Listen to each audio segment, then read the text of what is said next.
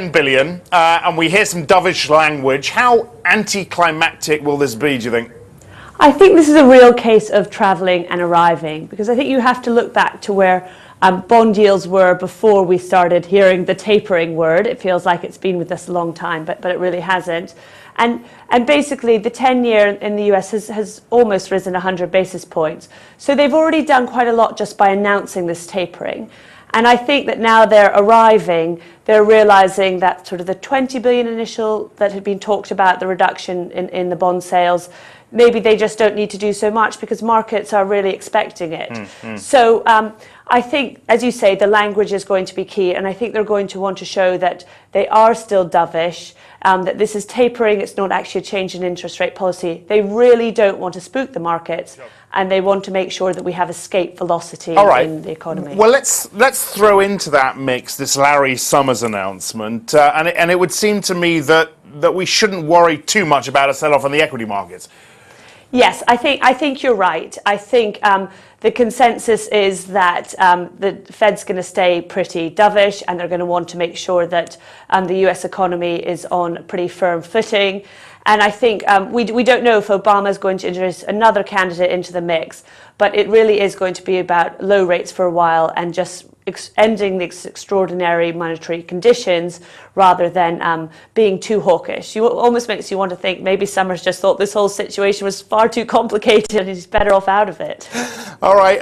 There's some news from the UK banking sector, of course.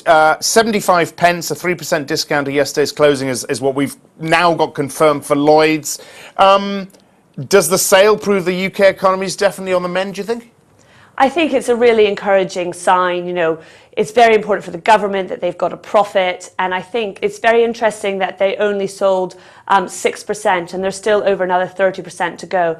So they obviously feel quite confident that things are going to get better, because Lloyds is the most geared UK bank to that, and that they'll have an opportunity when their lockup expires towards the end of this year to make additional sales and additional profit. So I think it's a pretty strong endorsement from UKFI and from the Chancellor about the potential value in the UK economy. Okay, and a word on Barclays. We've had this 180-page prospectus.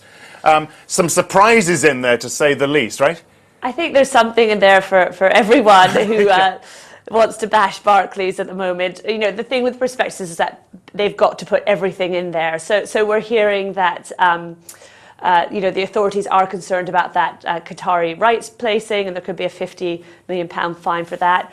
But I think the real news is this sort of documentation not being right around some personal loans, and potentially even a Barclay card being a fines.